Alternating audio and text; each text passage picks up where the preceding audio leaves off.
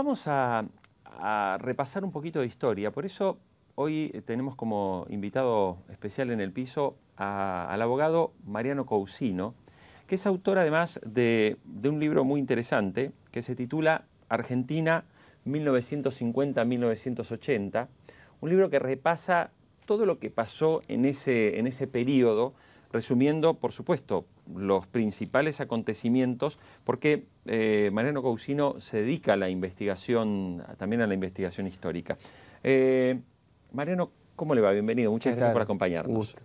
A ver, me gustaría preguntarle, ¿qué antecedentes de estas características tenemos donde un presidente solicita una licencia que ya no es de pocos días, estamos hablando de mínimo un mes, y tiene que dejar a su vicepresidente en su lugar? Sí, bueno, hay dos casos no recientes, pero en la historia de los últimos 70 años argentinos. Uno es el caso del presidente Ortiz, que tenía diabetes, quedó ciego y finalmente tuvo que dejar la presidencia y asumió Castillo, pero es un antecedente muy lejano. Pero en los últimos, digamos, 30 o 40 años, hay un caso que no es igual ni es siquiera similar, pero sí se presta a la comparación histórica, que es el caso de Isabel Perón, en 1975. Por dos motivos, básicamente. El primero de ellos es que, obviamente, el hecho de que era una presidenta mujer, obviamente, y la mujer de un gran líder político, Isabel Perón. Y Cristina Kirchner es la mujer de un gran líder político. A tal punto que en las últimas entrevistas que ella ha dado, ella ha reconocido abiertamente que el jefe político era Néstor Kirchner. Esa duda quedó totalmente evacuada. Bueno, en el año 75, Isabel Perón asumió en el 74, 1 de julio, cuando murió Perón. Un año después, en el 75, con una situación política extremadamente complicada por el accionar de la guerrilla y con el peronismo muy dividido, Isabel Perón pidió licencia y se fue a Ascochinga durante un mes, entre septiembre y octubre de 1975. Y ahí no nos confundamos, ahí no había vicepresidente. La vicepresidenta era ella, claro, que había asumido la presidencia por muerte del presidente, su marido, el general Perón. Entonces el presidente provisional del Senado, Ítalo Luder, ocupó la presidencia durante un mes. Lo interesante del caso es que ahí el peronismo, una parte del peronismo, intentó que Isabel Perón extendiera la licencia indefinidamente hasta el finalizar el mandato presidencial, que terminaba un año y pico más tarde, porque eso se supone que hubiera evitado el golpe de Estado que finalmente se produjo el 24 de marzo.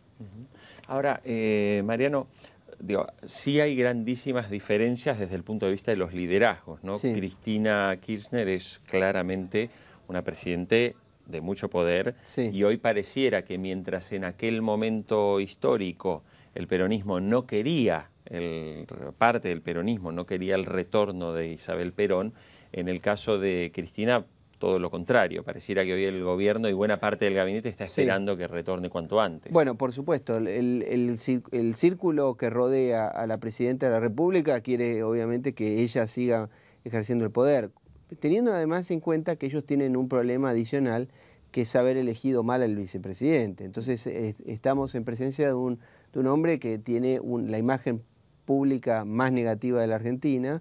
Entonces eso hace que sea muy incómodo la licencia en manos de Vudú. Distinto sería si ellos tuvieran otro vicepresidente. Pero bueno, el kirchnerismo tuvo 3 vicepresidentes, se las arregló las 3 veces para tener problemas con ellos, porque cuando con Scioli se llevaban muy mal entre el 2013 y el 2007, después con Cobo fue una relación horrible, y ahora no se llevan mal, pero el problema que tienen es que Vudú es muy difícil de presentar ante la sociedad. A tal punto que hoy hay una situación, digamos, semi-irregular, porque Cristina Kirchner, por lo menos hasta ahora, no ha firmado un decreto de delegación de funciones. Entonces, hoy, en los hechos, Vudú está ocupando el rol protocolar, o está ocupando una suerte de situación de facto, porque en los hechos, Cristina no delegó el mando. Si hoy hubiera que firmar un decreto, ¿quién lo firma? Claro. Mariano, lo llevo a una pregunta que está vinculada con el rol de los vicepresidentes en la Argentina. Sí. O sea, pareciera que la figura constitucional es muy clara, si no está el presidente, quien asume es el vicepresidente. Sin embargo, parece que son casi figuras decorativas porque todos tienen problemas al final de cuentas.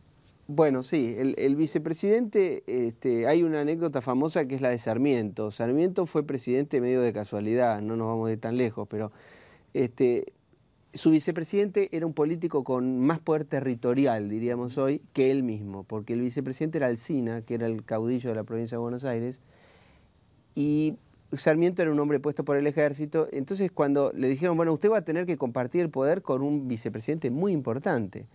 Entonces él dijo, bueno, pero va a estar para tocar la campanita del Senado.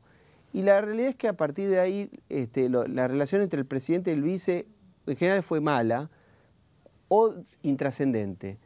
En los últimos, de la democracia para acá en general fue bastante dificultosa la relación, pero hay casos famosos. Por ejemplo, la Frondizi a los 6 meses de gobierno le renunció a Alejandro Gómez.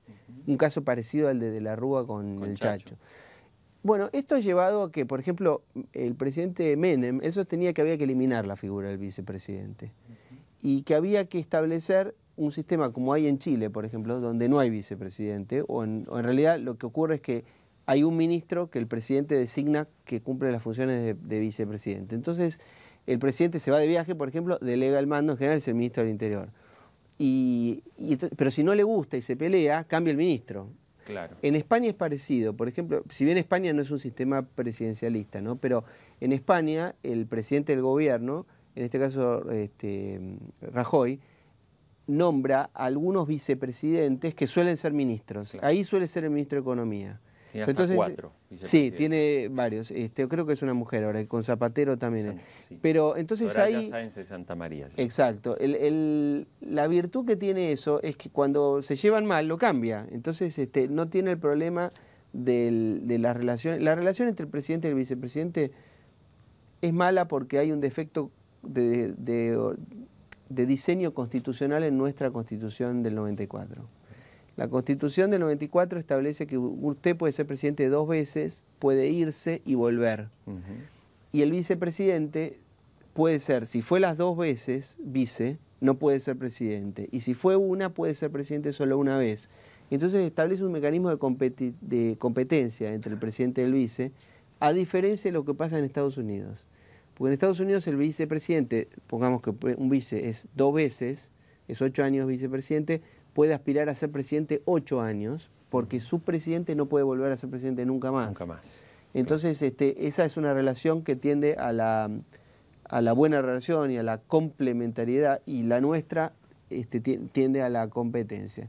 Pero yo creo que es un olvido eso, un defecto que se les pasó a los constituyentes en el 94. Bueno, Mariano Cousino, abogado, queremos agradecer mucho la visita y por supuesto invitarlo a participar, porque evidentemente la historia argentina tiende a repetirse, bueno, dicen muchos, la historia, ¿no?, es el laboratorio de la política. Solamente sirve la historia para pensar el futuro, no es que es un entretenimiento. Pero todas las relaciones que se van produciendo en el presente y se pueden proyectar en el futuro, uno puede estudiarlas, bueno, en tal momento pasó tal cosa. Muy bien, muchísimas gracias. No, gracias. Enseguida volvemos.